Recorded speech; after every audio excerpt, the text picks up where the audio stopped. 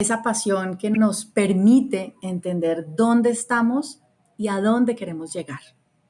Y en ese momento reflexionemos sobre esas personas que al igual que nosotros tienen sus pasiones y quieren llegar a otros lugares. Porque si caminamos solos, vamos a llegar rápido, pero si caminamos juntos, vamos a llegar muchísimo más lejos. Hola, soy Magali Bejar y esto es Tiene que haber algo más. En el podcast desarmamos la historia de profesionales valientes que se transformaron para alinearse con sus valores. Analizamos el camino para entender cómo lo hicieron. Si quieres saber el detrás de escena de esta conversación, todas las semanas escribo el correo semanal de Tiene que haber algo más.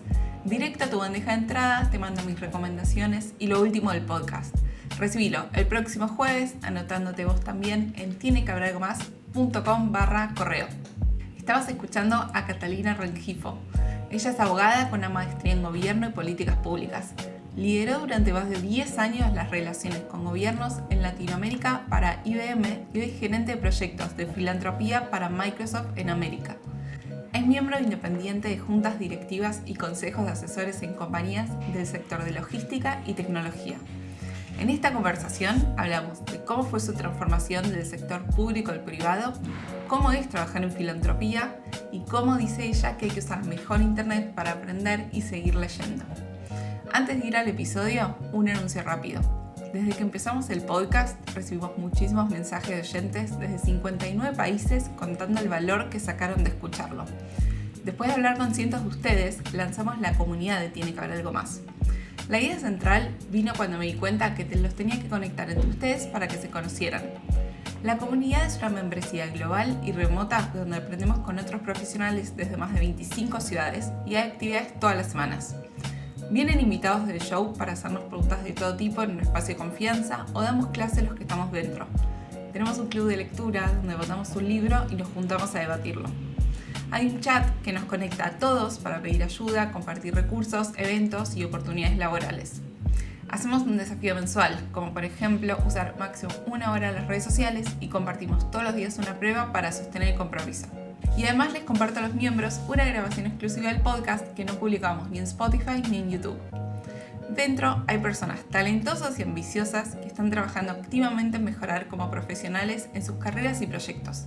Vas a encontrar personas en relación de dependencia con carreras súper interesantes, emprendedores, freelancers, y aunque cada uno esté en una industria diferente, nos une la forma de pensar. Te dejo el enlace en la descripción y unite vos también en tienequehaberalgomás.com/comunidad. Ahora sí, vamos con Katy. Hola Katy, bienvenida, Tiene que haber algo más. Gracias por venir a conversar conmigo. Hola Magali, qué rico estar contigo en este espacio y poder hablar con tantas personas a través de ti.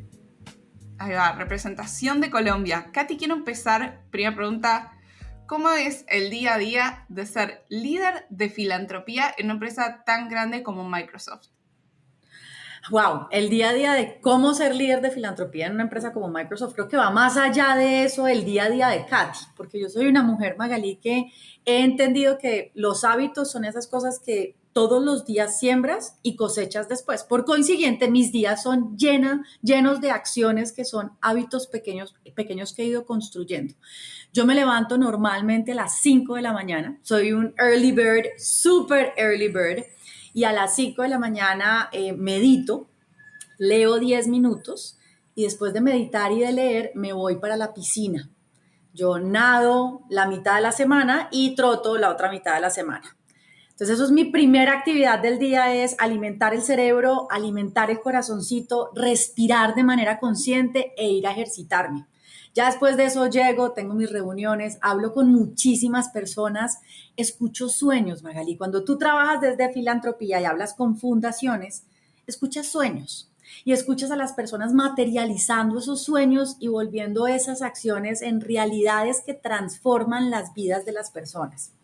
Estar en el área de filantropía para mí significa un día a día lleno de compromiso con los otros seres humanos, significa un día lleno de actividades que transforman realidades y de conversaciones que enriquecen el alma. Mi día termina como comienza, Magali. En las noches hago yoga, medito, leo y duermo. Desde hace un tiempo tomé la decisión que no veo televisión en las noches. Creo que esas imágenes, te terminas durmiendo pensando en ellas. No les voy a decir que no veo una serie, me encantan un par de series por ahí que ahora podemos hablar de ellas, pero sí prefiero un buen libro. Prefiero un buen libro en mis noches. Ok. Bueno, esta es la pregunta que viene al final del capítulo. Vamos a hacerlo al principio. Contame recomendaciones de serie, libro, película, cualquier cosa que hayas disfrutado hace poco y te gustaría recomendar. Voy a empezar con series, pese Vale. a que te acabo de decir que casi no veo televisión, pero voy a empezar con una serie porque fue una de esas series que yo no sabía que necesitaba hasta que la vi y fue Ted Lasso. Y te digo que es una serie que yo no sabía que necesitaba hasta que la vi, porque cuando empecé a entender no solamente el personaje de Ted, sino cada uno de los personajes y cómo se habían deconstruido para volver a construirse, comprendí que la serie tiene mucho más mensajes, los mensajes van mucho más allá de simplemente la estrategia de liderazgo de Ted, de ser positivo, de estar sonriendo y estar transformando sus lugares. Y para mí no sabía que la necesitaba, porque cuando empecé a verla, empecé a sentirme relacionada con el personaje. Yo soy ese tipo de personajes. Yo soy el personaje que al principio la gente dice, ay, qué mamera esta vieja tan positiva, siempre llega contenta, siempre llega riéndose, pero esa esencia transforma los lugares en los que uno trabaja y logras hacer ese team building que a la larga pues termina en un resultado positivo para el equipo. Esa como serie. Como libros, Magali, hay varios, pero quisiera, antes de hablar de un libro, de un ser humano que tiene libros, tiene podcast, tiene una microserie, pues un capítulo en No sé quién Netflix, vas y a no sé decir. si la conoces, Brené Brown. Brené Brown. Brené Brown. Y quiero hablar de Brené Brown porque es una mujer que a mí me ha cambiado la vida. Y no me ha cambiado la vida solamente por el tema de la vulnerabilidad y aceptar la vulnerabilidad, sino que me la ha cambiado cuando habla de encajar y pertenecer. Porque cuando tú perteneces en un sitio, tú vibras. Y Brené Brown me enseñó a mí a vibrar en los espacios en los que estoy. Gracias a las lecturas de sus libros, a escucharla, a entender esos conceptos, he podido decidir en dónde estoy y en dónde no estoy y qué decisiones tomo en mi vida para estar mejor. Voy con Brené Brown y sigo ahorita con un libro que leo desde que tengo 4 años. Magali, soy culpable de leer El Principito una vez al año. Y soy culpable porque la primera vez que lo leí con mi abuelo. Y mi abuelo me enseñó a leer desde muy chiquita y a encarretarme con la lectura. Y leer ese libro con él cada año significaba hablar cada año sobre qué nuevo estábamos viendo en el libro. Y es un ejercicio que 35 años después sigo haciendo. Yo leo el libro y digo, bueno, ¿qué encontré nuevo en este libro? ¿En qué me estoy relacionando? ¿Por qué me estoy acercando a esto? ¿Por qué me estoy acercando a lo otro? Y para terminar, quiero hablarles de Viktor Frankl y El hombre en busca de sentido, y de Edith Eger y la bailarina de Auschwitz. No solamente son muy buenos libros, ricos de leer, sino, Magalí, son libros que nos enseñan a entender que lo que pasa alrededor nuestro no podemos cambiarlo. Cómo resignificamos lo que está pasando alrededor nuestro es lo que podemos cambiar. Mira, durante el tiempo de COVID yo tenía una charla que se llamaba Corazón y Vida. Y era encontrar en esa palabra COVID un significado diferente a lo que estaba sucediendo en nuestro ecosistema. Creo que esos serían mis libros recomendados por hoy. Tengo una cantidad más. Leo, como te contaba, soy adicta a la lectura, pero así a quemarropa en esta conversación, creo que esas serían mis recomendaciones rápidas. Bien, me gusta porque ya salió una invitada del podcast, que es Edith Eger. Ella la tuvimos acá en el show, en la entrevista número 64. Y no, me muero. O sea, conocer a esa mujer puede ser un sueño para mí. Es que es un sueño, es un sueño. Y quiero leer algo que encontré que escribiste en una columna opinión que escribiste en El Colombiano, que justo viene muy relacionado.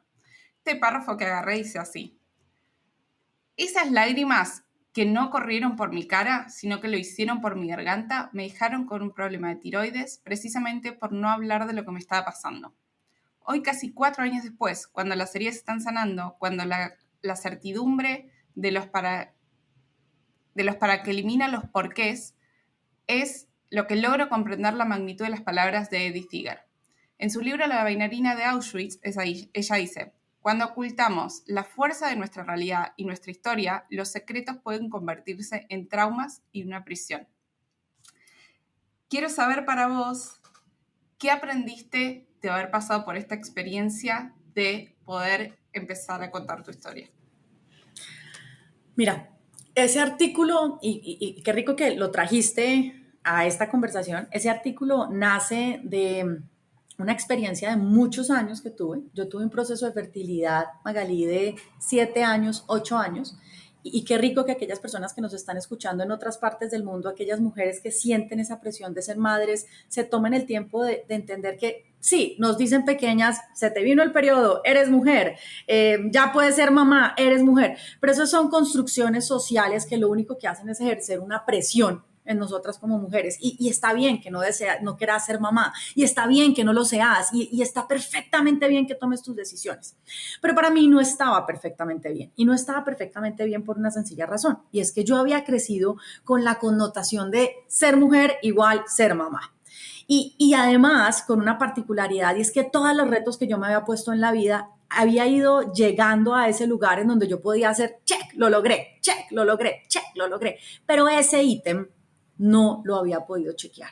Entonces, cuando tú te enfrentas a un proceso de fertilidad en donde el mundo entero está esperando que tú hagas lo que están acostumbrados a que hagas, y es que hagas check, empiezas a entender que no solamente no depende de ti, y tienes que resignificar ese momento a propósito de Edith Eger, sino que hay que aprender a comunicar lo que estás sintiendo. Y lo que a mí me pasó durante esos 7 años es que, como yo tengo una profesión, ayudar a todo el mundo y esperar y tratar de que todas las personas alrededor mío estén bien, me tragué las palabras y no dije estoy mal, no dije estoy destrozada con este proceso, no conté cuando estaba llorando porque nos decían que no había sido exitoso uno de los procedimientos que habíamos hecho.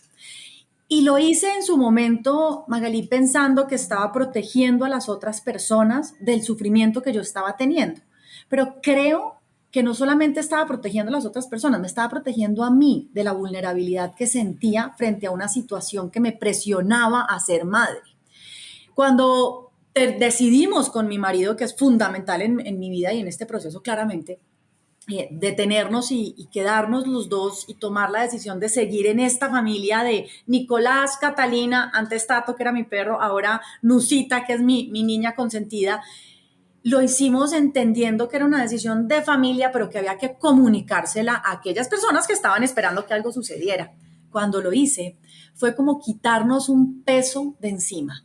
Y en el momento en que yo lo hice, los antígenos de mi tiroides empezaron a bajar, los exámenes empezaron a mejorar y yo me sentí muchísimo mejor. Ahí fue donde comprendí que eso que estaba diciendo Edith Eger de la cárcel en la que tú te encierras cuando no decides hablar, ahí entendí, Magali, que era verdad. Así que a todas aquellas personas que nos están escuchando, por favor, hablen, no se queden callados. Quedarnos callados nos ahoga. Es que a la larga, sin el recurso de las palabras y sin el recurso de las lágrimas, somos una bomba de tiempo. Además, normalizar la infertilidad, porque 1 de cada 7 parejas del mundo tienen infertilidad. Y esto que creemos que es como tan natural, ¿no? Que todos tenemos hijos y es fácil quedar embarazados, está fuera de nuestro control. Y lo que me encanta que utilizaste la palabra normalizar, porque además, después del proceso de fertilidad, yo seguí en una carrera de conversar con mujeres que estuviesen en la misma situación para evitar que esas mujeres pasaran por esos momentos de soledad por los que yo pasé. Y algo que he visto que es por lo menos una constante en estos temas, es que sienten como un rechazo por parte de la sociedad y una presión por parte de la sociedad por cumplir con esos estándares. Y se vale decir no quiero, se vale decir estoy cansada de hacerme tratamientos, se vale decir no le quiero meter hormonas a mi cuerpo, porque a la larga es una decisión tuya, es una decisión que nadie puede tomar por ti. ¿Cuáles dirías que son algunas consecuencias como efectos secundarios inesperados por haber pasado por tratamientos de fertilidad durante tanto tiempo? Mira, yo quiero hablar de efectos secundarios positivos y negativos, porque también hay cosas que pasaron por ese proceso de fertilidad en mi vida que yo le doy gracias al proceso de fertilidad, porque hoy por hoy tengo ese conocimiento en mi caja de herramientas. Gracias al proceso de fertilidad, yo aprendí que mi rol en la vida no era el rol que me habían enseñado, que era ser mamá, ser esposa, estar en la casa, sí, trabajar, porque pues obviamente uno tiene que salir, trabajar, ser proactivo, pero no olvides tu parte familiar. Yo aprendí que el concepto de familia es algo que nosotros decidimos cómo se configura. Para mí una familia puede ser un grupo de amigos, para mí una familia puede ser un grupo de trabajo, y eso lo aprendí durante ese proceso de fertilidad. Durante el proceso de fertilidad aprendí la importancia que hay en tener grupos de apoyo. Aprendí a conocer mi cuerpo, Magalí. Y hay algo que yo no sé si a ti te ha pasado y te pregunto, y es que pues uno no se conoce, y cuando hablo de no se conoce no es la pregunta de quién soy, no, físicamente, o sea, las mujeres no nos exploramos físicamente chiquitas, los hombres sí, uno los ve con la mano ahí, y se tocan y se miran y yo no sé qué, y se hacen y se comparan y tata, pero uno no se mira, a uno le enseñan que eso es, no lo toque, no lo mire, es tabú, y aprender uno a conocer su cuerpo físicamente es una de las cosas más hermosas que me pasó a mí durante el proceso de fertilidad, porque además como me estaban dando hormonas y tenía diferentes momentos y tenía que entender en qué momento estaba, aprendí a comprender qué pasaba con mi cuerpo cuando estaba ovulando, pero qué pasaba no es, ay, me duele un poquito aquí como el ovario, no, qué pasaba con la sudoración, qué pasaba con el olfato, qué pasaba con la boca, qué pasaba con los oídos, qué pasaba con los diferentes sentidos, y eso es uno de esos efectos secundarios que me encantan del proceso de fertilidad, porque si no, creo que si no hubiese tenido ese nivel de conciencia que adquirí durante esos años, no sabría hoy qué está pasando por mi cuerpo cada día que pasa, y qué día puedo ser más eficiente y qué día no puedo ser más eficiente, porque están sucediendo diferentes cambios. Eso por un lado. Por el otro lado, claramente, todas las hormonas que le metí a mi cuerpo, los diferentes químicos. Yo no te puedo decir que yo terminé con Hashimoto porque me hice un proceso de fertilidad, porque a la larga el Hashimoto, Magalí, es una enfermedad que viene con una connotación genética, una predisposición por la alimentación, por las hormonas, por una cantidad de detonantes, por el estrés, pero sí puedo decirte que claramente yo sometí a mi cuerpo una cantidad de hormonas, claramente lo sometí a una cantidad de estrés, y pues uno más una predisposición genética, pues no puedo decirte, fue por esto, porque haría mal, pero sí puedo decirte que creo que existe una correlación entre una cosa y la otra. Creo que esos son los principales efectos secundarios. Las demás cosas, como te estaba diciendo, prefiero mirarlas desde el lado positivo. Bien. ¿Cuál crees vos que es el desafío de balancear esto? Porque, a ver, obviamente es tu cuerpo, pero me imagino que también que a tu pareja todo esto emocionalmente le afecta un montón. Entonces, ¿cómo es balancear todas estas situaciones que pasan en la parte personal con las carreras laborales? Mira que ahí es donde yo creo que es importantísimo entender en qué compañía estamos trabajando y qué propósito tiene la compañía con la que estamos trabajando. Y te voy a enlazar lo que acabo de decir con lo que me acabas de preguntar. Yo creo que si yo no hubiese estado en la compañía que estaba en ese momento, en donde sentí el apoyo de mi jefe, sentí el apoyo del equipo de trabajo, sentí que había gente preocupada por lo que estaba sucediendo. O sea, yo estaba en la mitad de un in vitro y era como, Cata, no vas a viajar. Cata, tienes que cuidarte. Cata, fresca. Cata, no, espérese, no estresemos a Cata con eso. Y yo sí sentía esa red de apoyo. Hay una mujer espectacular que fue Gina Banoy, que me ayudó durante todo ese proceso de mi proceso de fertilidad. Ella era la gerente de recursos humanos. Y yo creo que es ahí en donde se da cuenta uno cómo ese balance o esa elección asertiva del lugar en el que vas a trabajar a veces va mucho más allá de la decisión del por qué lo tomaste en ese momento. O sea, cuando yo decidí irme a trabajar en IBM, yo trabajaba en ese momento en IBM, lo decidí por otra cantidad de cosas. Nunca una de mis reflexiones sobre trabajar en IBM fue el día que yo esté en un proceso, no, pero sí me fui a una compañía que tuviese ese manejo ético del recurso humano, a mí no me gusta la palabra recurso humano, más bien de la gente, y cuando llegué a ese proceso de fertilidad, pues me di cuenta que no era un wash, me di cuenta que realmente existía ese trato con las personas. Así que eso fue un punto importantísimo. Ahora, yo personalmente con el trabajo, yo quiero contarles que como yo no estaba hablando con nadie y yo no le decía a nadie qué estaba pasando, y yo trataba de quedarme callada, no en la oficina, sino con mi grupo de apoyo, mis amigas. Yo creo que mis amigas supieron qué pasó cuando ya había pasado. sí, yo estoy en un proceso, pero nunca les conté estoy bien, estoy mal, yo siempre estuve bien, siempre la máscara que me aprendieron a ponerme. Eh, pero me enfoqué muchísimo en el trabajo, Magali. Entonces me volví un poco workaholic y traté de hacer más y empecé a crecer profesionalmente. Y creo que eso es de otras de las enseñanzas del proceso de fertilidad. Y es, a veces hay que entender el cuerpo y tomarse unos espacios de calma y de let's stop. O sea, estamos concentrados en esto, concentrémonos en eso.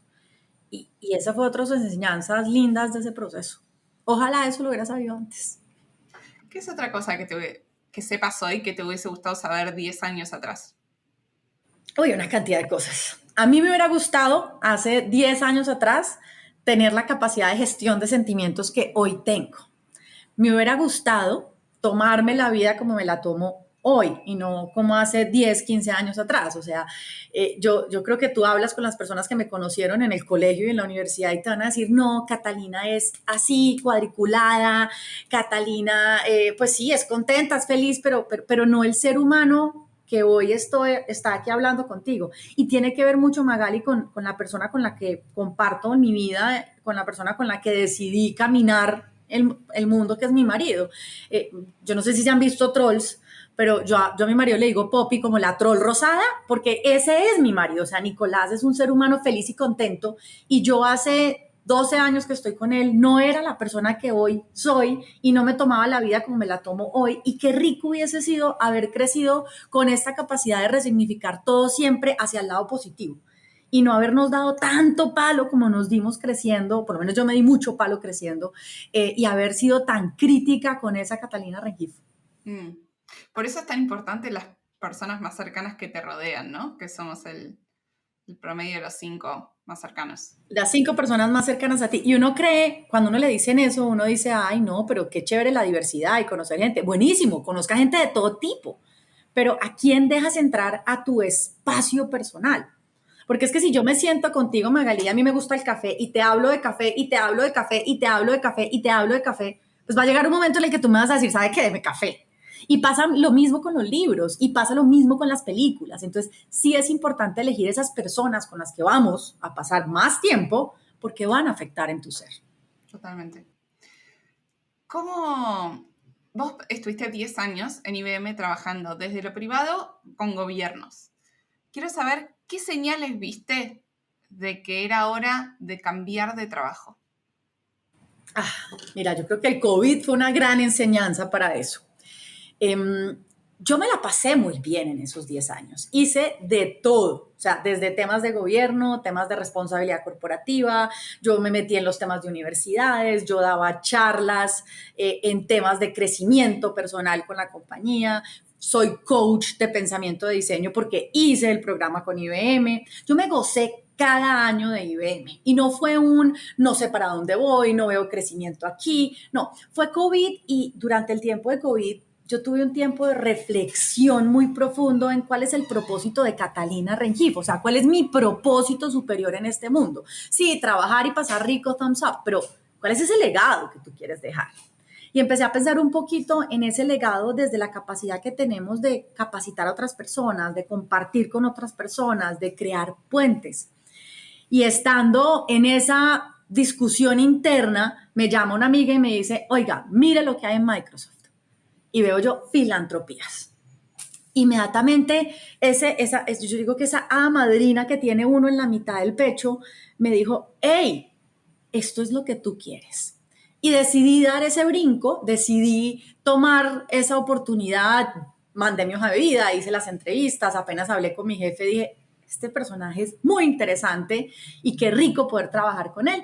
Y pues decidí cambiar esos 10 años con IBM y empezar en Microsoft, que no fue fácil, o sea, dejar IBM para mí, pues es un noviazgo de 10 años, Magali, o sea, yo le decía a mi marido que decirle al gerente de Colombia en ese momento, que yo lo veía como mi jefe, que además es un ser humano increíble, es Patricio Espinosa, decirle a Patricio chao es de las cosas difíciles que he hecho yo en los últimos años de mi vida, porque ahí es donde uno entiende cuando te dicen que uno se va a los jefes, no de las compañías. Yo no me quería ir de IBM, yo no quería dejar a Patricio, pero sobre todo no quería dejar a Patricio. ¿cierto? Pero yo quería transformar mi vida y sabía que para transformar mi vida tenía que dar ese paso. Lo di hace 2 años y estoy feliz brillando en lo que me gusta hacer. Bien. ¿Por qué siempre tuviste a Microsoft como uno de esos trabajos soñados? Quiero contarte una historia, Magali, y es una historia de un dibujo. Cuando, cuando yo empecé el proceso de Microsoft y dije, miren el tema de filantropía, llamé a mi mamá y mi mamá me dijo, te voy a mandar una foto. Y me mandó la foto de un dibujo que yo hice a los 5 años. Y el dibujo era una niña con unos pantalones cargo, una camisa blanca y decía, quiero trabajar en UNICEF. Quiero trabajar en un organismo internacional que, o sea, era clarísimo en el dibujo lo que yo quería en la vida. Y mi mamá me decía, yo no sé en qué momento decidiste ser abogada, porque yo soy abogada de profesión, pero yo siempre pensé que ibas a ser trabajadora social. Siempre pensé que ibas a trabajar con filantropía, con responsabilidad corporativa, porque era lo que en tu esencia, cuando eras chiquita, decías que querías hacer.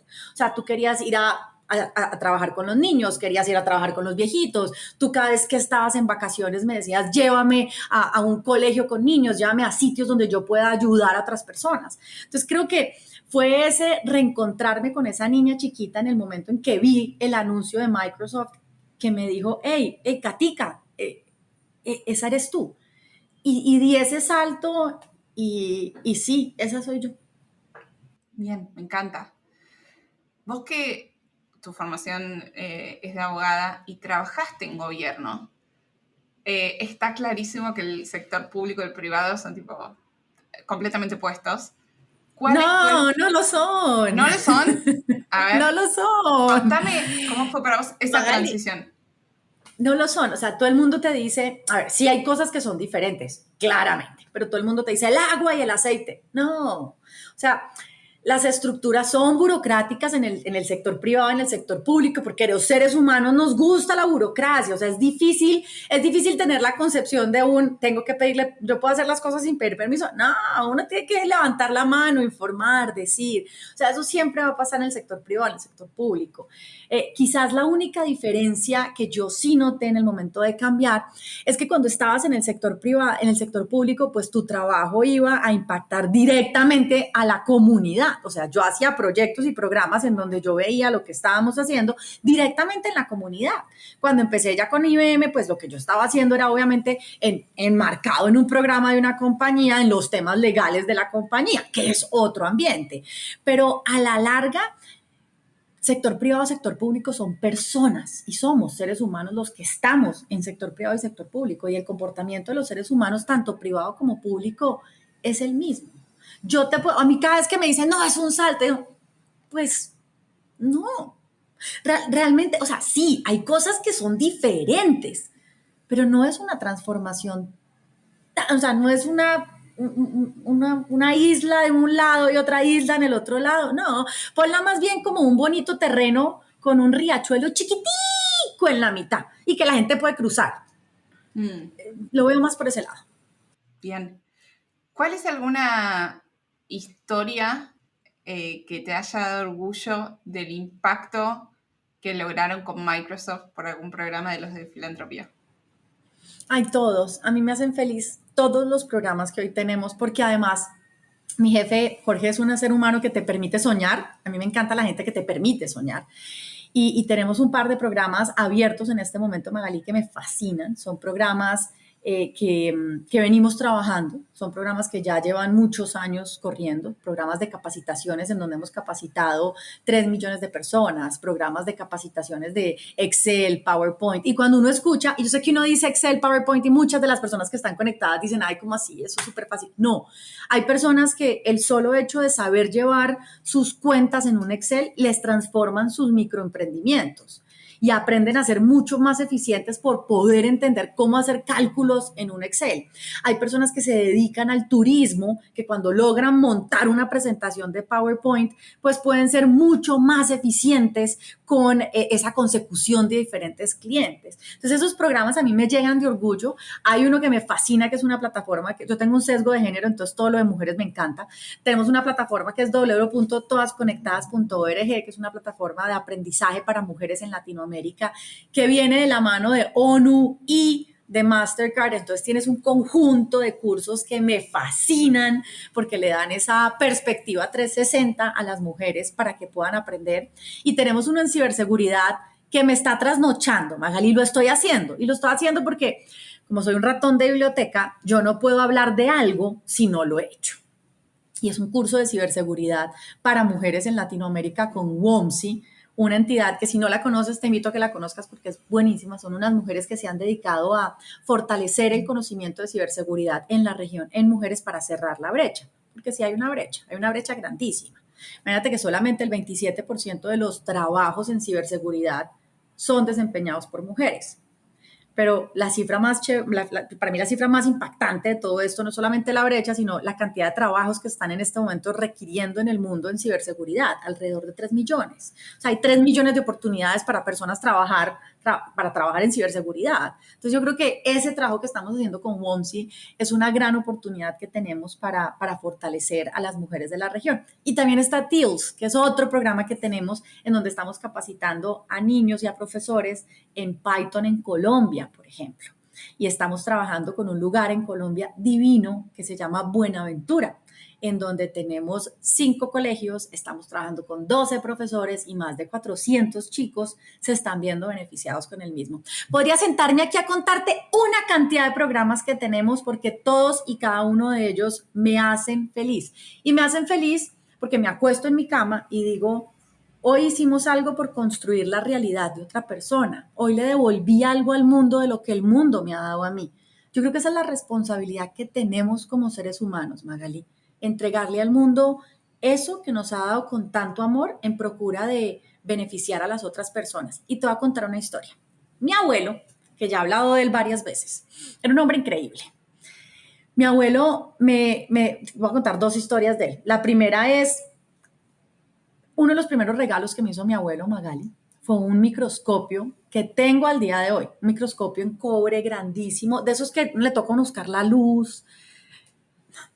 Y yo recuerdo el día que me regaló el microscopio y esa semana yo estaba encarretada viendo de todo debajo del microscopio y él puso una hoja de un árbol, una hojita. Hizo pues la sección bien de la hoja, la puso. Me dijo, ¿qué ves? Y yo empecé a pintar la estructura que estaba viendo. Yo tenía 6, 7 años. Y me dijo, Katica, el mundo y las sociedades son como la hoja. Cuando una partecita de esa estructura perfecta falla, la hoja se muere. Y esa era una forma en la cual él me ayudaba a entender esa necesidad que tenemos de trabajar con la comunidad, porque es que aquí estamos todos juntos y no puede alguien que esté mal, porque si la persona está mal, eventualmente todos vamos a estar mal, tenemos que ayudarnos. Esa es, creo que, una primera historia de mi abuelo. Y la segunda, relacionada con este mismo tema, es que el viejo me decía, la diferencia entre ser ordinario y ser extraordinario está en el extra que das por otros. Y yo quiero ser extraordinaria y trabajo todos los días por ser extraordinario. Y por eso nuestros programas en Microsoft son extraordinarios, porque estamos ahí trabajando por los otros. Bien.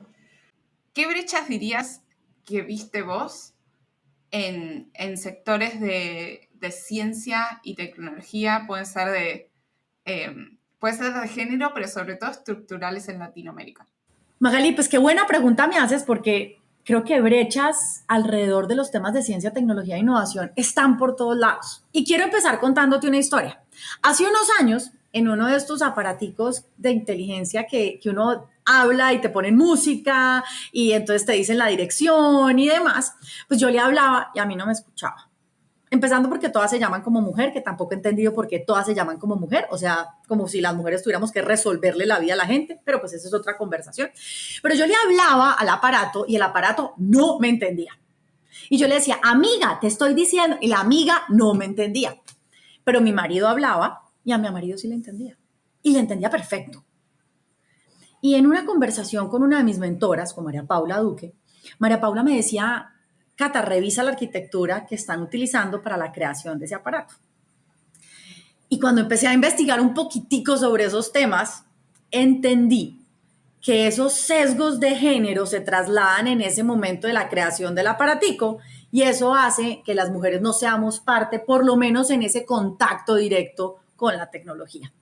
Y esa brecha es una brecha que no solamente es ética, sino económica.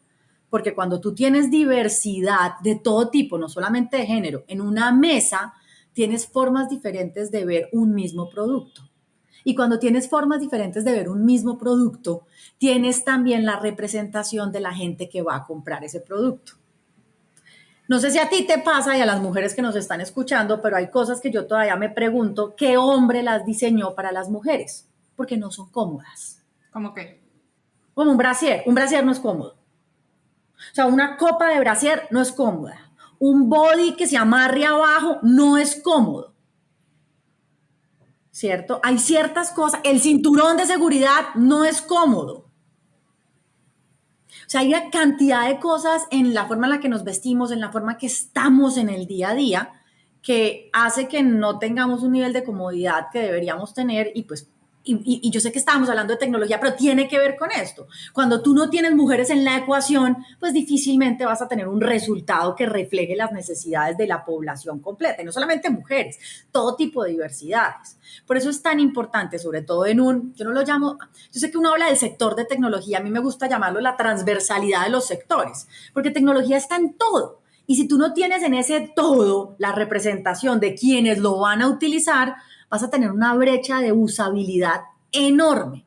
Y entonces vas a tener personas que no van a poder utilizar lo que tú estás sacando al mercado porque no se sienten atraídos, porque no lo representa, porque simplemente no hacen parte de él. O, como en mi caso, porque no las entendía. Uh-huh. Decime si no hay algo mejor que cuando un vestido tiene bolsillos. ¿Sabes que No hay antes? nada mejor que una falda y un vestido con bolsillos. O sea, no hay nada mejor y acompañarlo con unos tenis. Claro. Es que leí que en el 1800 los vestidos de mujeres sí tenían bolsillos, pero en un momento se achicaron para que no sé, ni el hombre lleve las pertenencias de la mujer y así quedamos hoy con bolsillos inservibles en toda la ropa que no te entra el teléfono en el jean. Qué Hoy, ridículo. 23, sí. ¿En qué dirías que en estos sesgos que tenemos inherentes en la sociedad, en qué influye tener diversidad para poder derribarlos? Uy, ¿en qué influye tener diversidad para poder derribar los sesgos? Yo creo que cuando uno habla de sesgos y esquemas y estereotipos y barreras, que una conversación que tuve hace un par de días, uno habla de construcciones sociales que nos enseñan desde la niñez. Por consiguiente, la única forma en la que yo voy a poder cambiar esos sesgos, esos estereotipos, esas barreras, esos limitantes, es teniendo la posibilidad de conocer cosas diferentes que me permitan influir en la sociedad en la que estoy para que esos sesgos, esas barreras, esos limitantes cambien. Hablábamos en un panel recientemente de romper esquemas y yo les decía, no pensemos en romper esquemas, pensemos en recapitular esquemas, en modificar esquemas, quizás en replantearnos los esquemas, porque a la larga, Magalí, son construcciones sociales. Y la única forma en que una construcción social va a cambiar es si yo he visto otras cosas y puedo permear la colectividad de pensamiento. Mira, difícilmente una persona, te voy a poner así, hace como unos 7, 8 años llegué a una reunión y estábamos puras mujeres. Y luego entró un hombre y dijo, uy, qué reunión de hormonas. Yo dejé que terminara la reunión y cuando terminamos la reunión fui y le dije, y mira, tú tienes este cargo importantísimo en esta compañía y pues me parece importante que te acuerdes de biología de primer grado. Me dijo, ¿cómo así? Y le dije, sí, la testosterona es una hormona.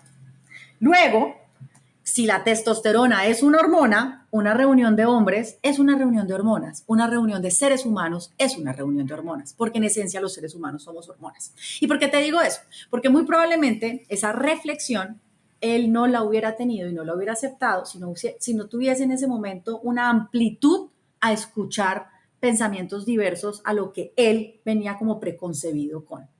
La diversidad es la única forma de romper los esquemas culturales. Total, y qué difícil responder ante estas situaciones, no dejarlas pasar, y me molesta la gente que cree que estos tipos de comentarios no tienen que no tienen impacto en las Claro que personas que tienen escuchan. impacto. Claro que tienen impacto. O sea, Las palabras, y a mí me fascina el tema de programación neurolingüística, Magali, porque las palabras tienen una connotación. Y la connotación, sí, como dice Edith Eger, la situación y las connotaciones se las das tú.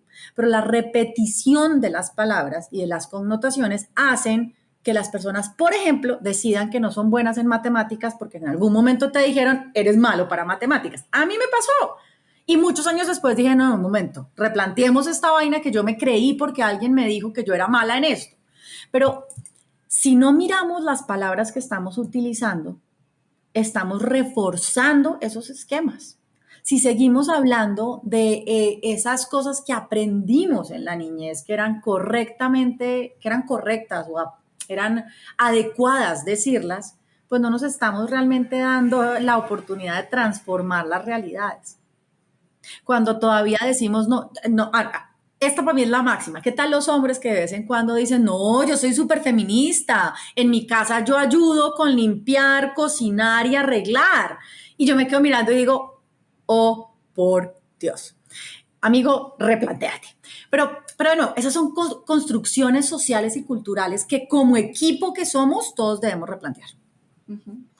Sí, solo para aclarar esto, por si alguien lo escucha fuera de contexto, mucho el feminismo tiene que ver con balancear las cosas, no con ayudar a la mujer a lavar los platos, porque eso debería estar balanceado, ¿no? Debería estar de por sí repartido quién lava los platos. Mira, yo lo veo como un equipo de básquetbol. En un equipo de básquetbol no hay quien esté ayudando a quien a anotar las canastas. No, el equipo está anotando las canastas. El equipo está ganando. Un equipo de fútbol. Uno no voltea y dice, no, es que yo estoy ayudando a Linda Caicedo a ganar a la selección Colombia femenina. No, todas estamos jugando para ganar. Todas estamos jugando por un resultado. Y así debería funcionar la sociedad. Nadie está ayudando a alguien a ser eficientes y a ser efectivos. No, todos juntos lo estamos logrando. Katy, te quiero hacer una última pregunta, que es, ¿cómo cerramos este capítulo? Quiero dejar un momento de palabras finales, un mensaje a la audiencia, algo que haya quedado en tu cabeza, que ya hayamos dicho, ¿no? Pero que digas, voy a compartir esto porque esta es la manera en la que cerramos. ¿De qué tema te gustaría que lo dijera? Lo que se te ocurra, así, micrófono abierto, para compartir con el mundo. Yo quisiera que nos sentáramos un ratico con los ojos cerrados al escuchar este espacio y reflexionáramos en eso que nos hace brillar, eso que nos conecta con el mundo, esa pasión que nos permite entender dónde estamos y a dónde queremos llegar. Y en ese momento reflexionemos sobre esas personas que al igual que nosotros tienen sus pasiones y quieren llegar a otros lugares. Porque si caminamos solos, vamos a llegar rápido. Pero si caminamos juntos, vamos a llegar muchísimo más lejos. De mi vida hay muchas cosas que resalto, pero la que más quiero resaltar en este momento con cada uno de ustedes es la capacidad y el impacto que han tenido las personas que me han tomado de la mano y me han ayudado a llegar más allá. En el mundo siempre juntos somos más. Ayudar a otra persona es uno de los momentos más felices que podemos tener como seres humanos. Y ayudarnos a nosotros mismos en el proceso de vivir unidos es el más importante que podemos tener. Magali, qué rico haber estado en este espacio contigo. Gracias por esta oportunidad de hablar con tantas personas y por ese trabajo que haces tú. Porque ahorita hablábamos de la visibilidad y del contenido que existe en las redes y en los diferentes medios, que es contenido que genera un valor que no es el valor que esperamos generar como sociedad. Y estos espacios que tú tienes generan ese valor de construcción. Estos espacios que tú tienes generan eso que mi abuelito me enseñó con el microscopio. Esa capacidad de ayudar a cada partecita de la planta para que la planta funcione de manera articulada. Así que gracias a ti por este espacio y a las personas por escucharnos. Gracias por venir y compartir todo esto. Un abracito gigante, cuídate mucho. Gracias por escuchar este episodio. Nos ayudas un montón compartiendo el capítulo a alguien que le pueda servir. Acuérdate que todas las semanas comparto ideas en el correo de Tiene que haber algo más. Escribo sobre mis recomendaciones y el detrás de escena de la comunidad y el podcast. Lo mando todos los jueves directo a tu bandeja de entrada. Anótate vos también en tienequehaberalgomás.com/correo. Nos vemos la semana que viene.